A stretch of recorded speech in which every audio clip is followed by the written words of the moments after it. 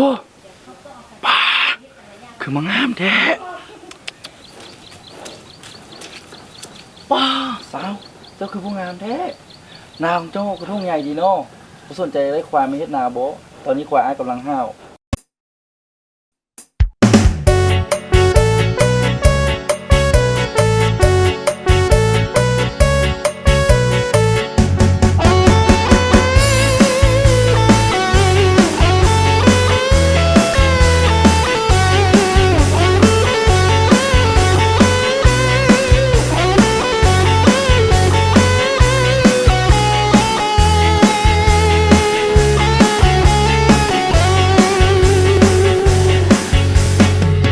นาน้องบักใหญ่จักแม่นผู้ใดสิมีบุญใดเฮ็ด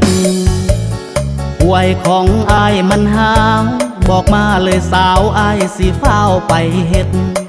หน้าโนนหน้าแหลงหน้าปีบ่ยานสิเฮ็ดทั้งวันจัดให้น้องเต็มที่มองได้สีดำสีไทยจนมุนอีหลีจนว่าน้องนั้นตีมีความพอใจสามใบอย่าเมาอ้ำไอบอกมาไวๆสิจัดให้ฟรีให้ทันละดูการปักดำปีนี้ถ้ายังแห้งแล้งสิปล่อยน้ำใสเต็มที่จนว่าหน้าน้องนี้น้ำเต็มคันคูใหญ่ไว้อายมันหาวไว้อายมันหาวไว้อายมันหาวไว้อายมันหาวขอโทษเด้อสาวมันสิเข้าไปหน้าน้องมันสิหมดเข่าบอนเป็นหูจองปองแม่เจ้าสิว่าอายเป็นคนจองมองที่ปล่อยไว้ไปยอนานพักสีบ่น้องแท้ไว้อายมันหาวไว้อายมันหาวไว้อายมันหาวไว้อายมันหาวปาดที่โคน้องสาวหน้าเจ้าคือธงใหญ่คักแท้ปีนี้น้องใหญ่เต็มสาวอายุสิเข้าพอดี14ขอควายอ้ายก็ใหญ่ยาวเต็มทีมันเข้มแข็งแห้งบ่ตกคนดีให้โอกาสแน่ตีพอสิได้ไถนาโนน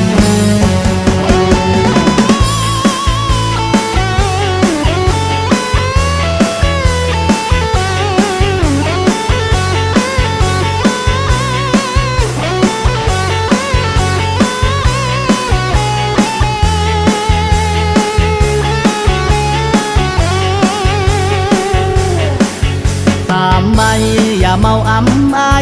บอกมาไวๆสิจัดให้ฟรีให้ทันละดูการปักดำปีนี้ถ้ายังแห้งแล้งสิปล่อยน้ำใสเต็มที่จนว่าหน้าน้องนี้น้ำเต็มคันคูใหญ่ไว้อายมันหาวไว้อายมันหาว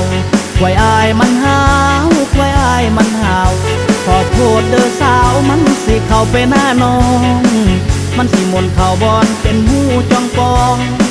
แม่เจ้าสิว่าอายเป็นคนจองมองที่ปล่อยไว้ไปยอนานพักสีบ่น้องแท้ไว้อายมันหาวไว้อายมันหาวไว้อายมันหาวไว้อายมันหาวปาดที่โคน้องสาวหน้าเจ้าคือธงใหญ่คักแท้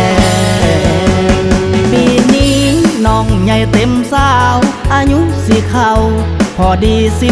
14ขอควายอ้ายก็ใหญ่ยาวเต็มทีมันเข้มแข็งแห้งบ่ตกคนดีให้โอกาสแน่ตีพอสิได้ไถนาโนน